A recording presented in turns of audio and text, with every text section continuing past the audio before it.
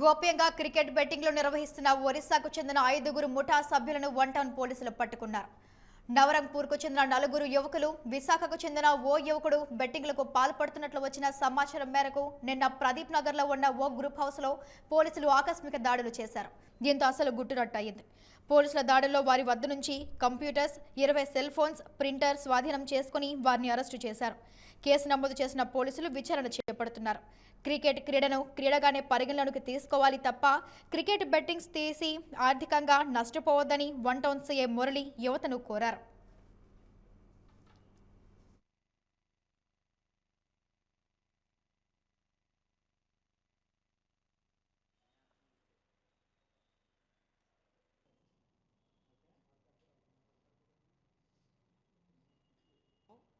విజయనగరం పట్టణంలో పోలీసు వారికి వచ్చిన సమాచారం మేరకు క్రికెట్ బెట్టింగ్ జరుగుతున్న సమాచారం వచ్చింది. ఆ సమాచారంపై మనం ప్రదీప్ నగర్ దగ్గరలో ఒక గ్రూప్ హౌస్లో సెకండ్ ఫ్లోర్లో కొందరు వ్యక్తులు క్రికెట్ బెట్టింగ్ జరుగుతుందని మనకు తెలియగానే నేను మా సిబ్బంది కలిసి వెళ్ళినప్పుడు అక్కడ ఒక 5గురు వ్యక్తులు, వీరందరూ కూడా ఒరిస్సా రాష్ట్రానికి చెందిన నవరంగపూర్కి చెందిన వ్యక్తులు 4, అలాగే విశాఖపట్నం చెందిన ఒక వ్యక్తి, వీళ్ళందరూ కూడా ఆ సెకండ్ ఫ్లోర్లో ఇల్లు అద్దెకి తీసుకుని గత నెల రోజుల నుంచి కూడా క్రికెట్ బెట్టింగ్కి పాల్పడుతున్నారు. ఇందులో ఈ వ్యక్తులందరూ కూడాను నవరంగపూర్ నుంచి వచ్చి ఇక్కడ విజయనగరంలో షెల్టర్ తీసుకొని ఇక్కడి నుండి క్రికెట్ బెట్టింగ్ అక్కడ ఉన్నటువంటి నవరంగపూర్లో గతంలో ఎవరైతే ఉన్నారో, ఎవరితో టైప్ ఉన్నారో వాళ్ళందరితో కూడా క్రికెట్ బెట్టింగ్ జరుపుతున్నారు. ఈ క్రికెట్ బెట్టింగ్ అంతా కూడా దానికి జరపడానికి గాను వాళ్ళ టీవీ, అదేవిధంగా కాల్ మాస్టర్ అనే ఒక కమ్యూనికేటరు, అంటే ఆ కమ్యూనికేటర్ వల్ల ఒకేసారి ఏకకాలంలో 20 ఫోన్లు రిసీవ్ చేసుకోవచ్చు మైక్ ద్వారా. అందుకని చెప్పేసి ఆ 20 ఫోన్లు కూడా పెట్టుకొని ఎక్కడ కూడా ఎంగేజ్ రాకుండా ఉండడం కోసం 20 ఫోన్లతో కూడా వీళ్ళు కాల్ కమ్యూనికేట్ చేసుకుని ఆ వచ్చిన సమాచారాన్ని అంతటినీ కూడా అప్పటికప్పుడు రేటింగ్ పాయింట్స్ చెప్తారు. దానికోసం 2 ల్యాప్టాప్లు వినియోగించారు.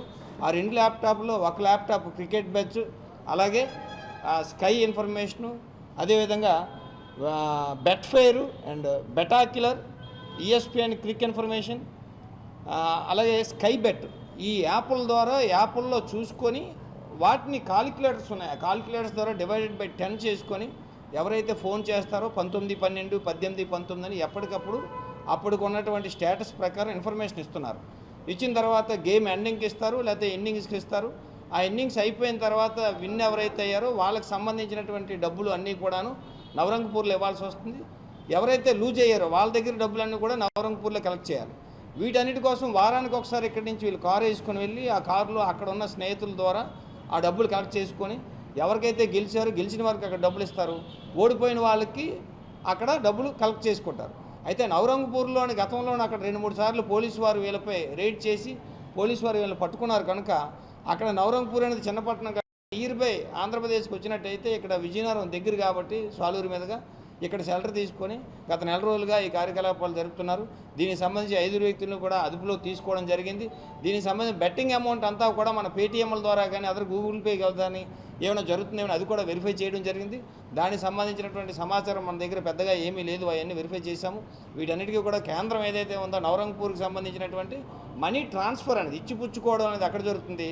మిగతా కార్యక్రమం అంతా ఆన్లైనే కాబట్టి ఆన్లైన్కి సంబంధించిన బెట్టింగ్ అంతా కూడా ఇక్కడ చేస్తున్నాం. ఇక్కడైతే పోలీసు వారికి సంబంధించినటువంటి ఎటువంటి సమాచారం కూడా వీళ్ళు కొత్త వ్యక్తులు కాబట్టి అదర్ రాష్ట్రానికి చెందిన వాళ్ళు కాబట్టి ఎవరికి తెలియదని, అలాగే హౌస్ ఓనర్ కూడాను వీళ్ళు ఒరిస్సాకు సంబంధించిన వాళ్ళే కాబట్టి ఆయన కూడా ఒరిస్సాకు సంబంధించిన వ్యక్తి కాబట్టి వీళ్ళని నమ్మి ఇక్కడ హౌస్ ఇచ్చారు.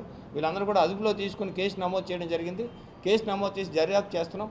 దీనికి సంబంధించి ప్రింటర్ కూడా ఉంది. ప్రింటర్ వల్ల ఏం ఉపయోగం అంటే ఏదైతే ఈ గెలిపోవడంలో సమాచారం ల్యాప్టాప్లో తీసుకొని అది ప్రింట్అవుట్ తీసుకొని ఆ ప్రింట్అవుట్ తీసుకొని అక్కడికి బై హ్యాండ్ పట్టుకొని వెళ్తారు. ఎక్కడికి నవరంగపూర్ కారులో వెళ్ళి అక్కడ ఉన్నటువంటి లావాదేవీలన్నీ చేసుకొని వస్తారు.